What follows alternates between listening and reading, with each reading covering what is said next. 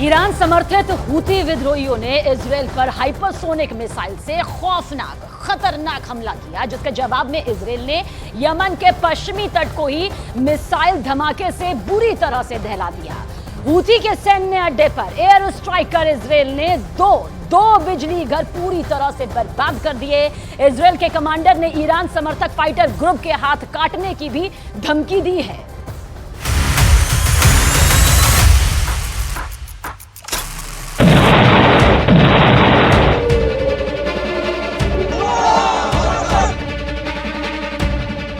Israel की राजधानी तेल अवीव के आसमान में यह चमक है एक हाइपरसोनिक बैलिस्टिक मिसाइल की। शहर की फिजा में गूंजता ये सायरन, खुद को बचाने के लिए दौड़ते लोग और मिसाइल की जद में आया ये स्कूल। लेकिन सवाल यह है कि जब इजराइल अपने दुश्मन नंबर 1 हमास को गजा में विस्फोटक स्टाइल में पीट रहा है, इजराइल अपने दुश्मन नंबर 2 हिजबुल्लाह को मिसाइल मार मार कर घुटने पर ला चुका है।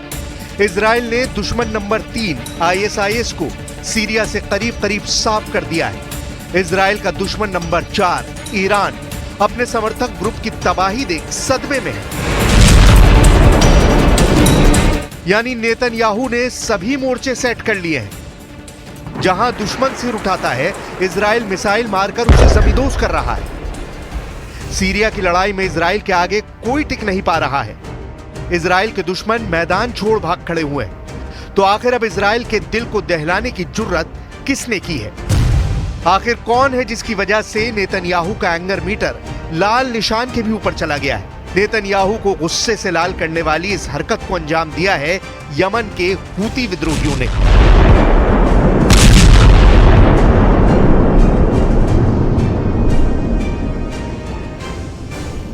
نفذت القوة الصاروخية عملية عسكرية استهدفت هدفا عسكريا للعدو الإسرائيلي في منطقة يافا المحتلة، وذلك بصاروخ باليستي فرط صوتي। तेल अवीव पर इस हाइपरसोनिक बैलिस्टिक मिसाइल हमले ने नेतन्याहू और उनकी वॉर कैबिनेट को आग बबूला कर दिया है।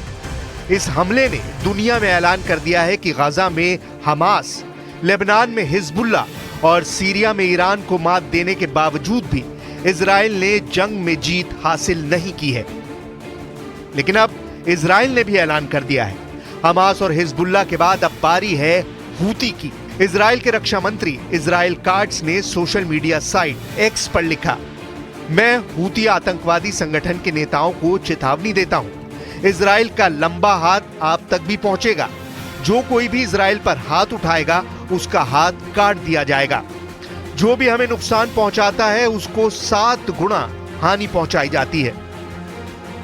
इस धमकी के फौरन बाद यमन के आसमान से आग बरसनी शुरू हो गई।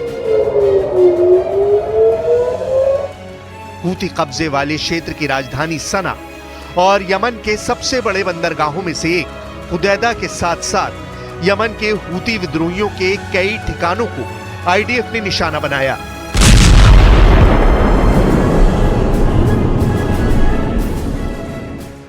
The IDF conducted precise strikes on Houthi military targets in Yemen, including ports and energy infrastructures in Sana'a, which the Houthis have been using in ways that effectively contributed to their military actions. 7 अक्टूबर 2023 को Israel पर हुए Hamas के हमले के बाद 19 अक्टूबर 2023 को Houthi विद्रोहियों ने इजराइल पर पहली बार मिसाइल से हमला किया था और अपनी इस कार्रवाई को गाजा में चल रहे इजराइल के हमले का जवाब बताया था। ونفذت العملية تزامنا مع العدوان الإسرائيلي على منشآت مدنية في العاصمة صنعاء ومحافظة الحديدة، منها محطات الكهرباء، وجاء ردنا في إطار الرد الطبيعي والمشروع. إن العدوان الإسرائيلي لن يثني اليمن واليمنيين عن تأدية الواجب الديني والأخلاقي في الرد على مجازره في قطاع غزة. हूती विद्रोहियों की इस धमकी को भले शुरुआत में ज्यादा तवज्जो ना दी गई हो, लेकिन बीते करीबन 1 साल में यमन के लड़ाकों ने यह साबित किया है कि कैसे वो दुनिया की तेल अर्थव्यवस्था को अपने दम पर अस्थिर बना सकते हैं। और इसकी वजह है वो दरवाजा जहां से दुनिया का 60% से ज्यादा तेल का कारोबार होता है, यानी बाब अल मंदब। यमन और अफ्रीकी महाद्वीप के बीच बहने वाले समुद्र की बेहद संकरी धारा का नाम बाब अल मंदब है। अरबी भाषा में बाब अल मंदब का मतलब होता है दुख का द्वार। इस संकरे रास्ते की चौड़ाई महज 20 किलोमीटर है और हर साल इस रास्ते से करीब 21,000 जहाज गुजरते हैं। बाब अल मंदब के इस संकरे दरवाजे को हूती विद्रोहियों ने इजराइल और अमेरिका को कसने का शिकंजा बना दिया।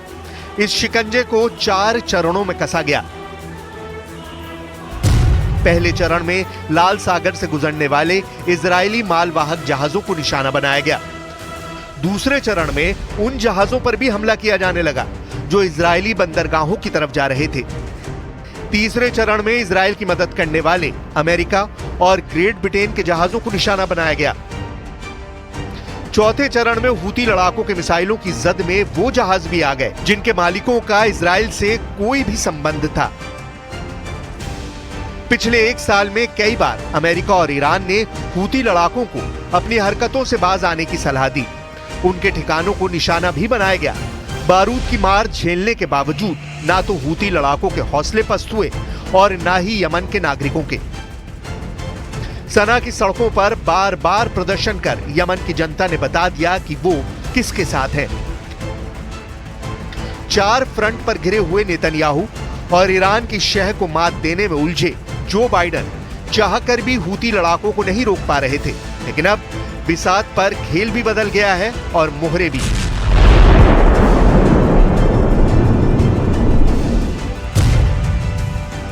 लेबनान की बिसात पर हसन नसरल्ला नहीं है। गजा में सिनवार का दी एंड हो चुका है और सीरिया के रण से बशर अल असद भाग चुके हैं। सीरिया के जबल अल शेख पहाड़ पर खड़े नेतन्याहू ने एक एक कर अपने सभी दुश्मनों को मात दे दी है और अब बारी है हूती लड़ाकों की। मिडिल ईस्ट के इस ग्रेट गेम में ईरान के मोहरे लगातार पिट रहे हैं। अब देखना यह है कि खामनेई का ये आखिरी मोहरा कब तक अपनी चाल चलेगा।